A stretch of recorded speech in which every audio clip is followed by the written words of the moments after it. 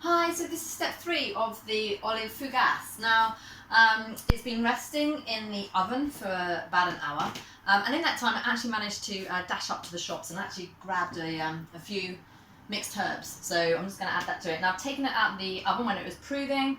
It's actually really quite sticky, and I've taken the pan out of the oven, and I've also put a shelf in, and I've turned the oven on. So the oven is on at 220 fan. If it was convection, it'd be 240. Which in Fahrenheit is 464, 465 Fahrenheit, or gas mark 9. So it's a really hot oven. I've got the baking shelf in there, the grey, like the typical tray. And then what I'm going to do now is just shape my fougasse. They have stuck as predicted. So I'm just going to ease them off, put it on the floured surface, add a few herbs and shape it and put it in the oven. I've actually oiled the tray a little bit as well. Let me just show you that tray quickly in the oven so you can see. Really hot oven.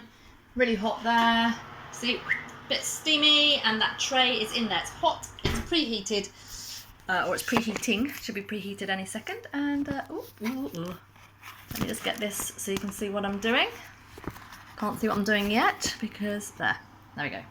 Right, so flouring the surface.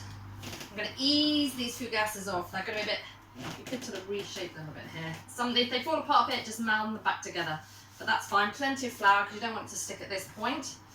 I might put a few herbs over the top and just push those in, because what I don't really want to do too much is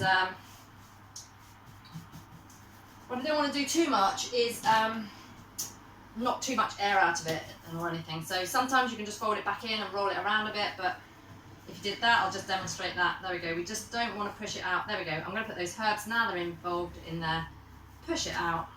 And same again, actually that was a really good idea, just fold it up together and brush it out like this. There we go. There we go then. I'm just using the gravity, the weight of the dough to build it up to this nice big shape. The other one we'll do in a minute, so I'm going to put that out of the way. So the gravity of the dough will stretch it out, a little fold there. And this fougasse is going to be nice. It cooks so quickly as well. So you want your basic shape. You want to make sure you've got plenty of flour on there. I've got the rest of the herbs there for the other fougasse. I'm going to cook one at a time and just deal with one for now. And then, this is what you do. You should put a hole down it. Using my palette here, you can do a couple of holes, do any shape you like really.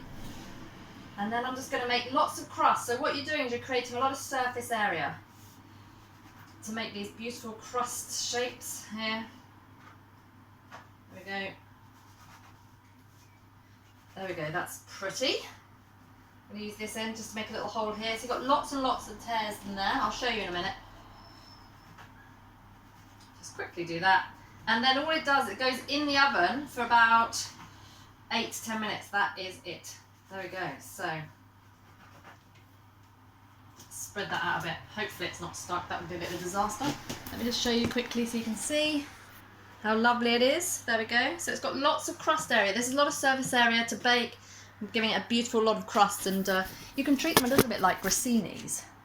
But anyway, let's get this tray out. It's going to be really, really hot. So I'm going to use a really high trellis that's cold, obviously. Careful when you open the oven. Hot. It's a bit smoky. I've already oiled that tray. So I've got a little brushing of oil on that tray. If you hadn't already oiled it, you can do that now. Just a really little one so it doesn't stick. And then what you've got to try and do is get that fougasse onto that tray without burning yourself. So here's a really hot tray. Here's the fougasse. I'm literally going to kind of grab it in and I'm just going to pop it on there. Lovely. There we go. If it breaks a bit, it's fine because you're just creating crusts. Sizzles a bit as it goes onto that really hot tray, and it's that heat will give it that initial boost to start growing. So reshape it a bit. Obviously don't touch the tray itself. There we go. Just stick some of the bits back together. There we go. You're making a really nice shape on the tray. And sliding around. There it is. It's going to go in the oven. I'm going to put the timer on for 8 to 10 minutes. Put it on initially for 8 minutes, and you can always have a look at it then. And if you just want a nice browned crust, And then if you need to give it a couple more minutes, then do. Some of them take 8 minutes, some may take 12. Just judge it. And then we'll look at the finished product. Delish.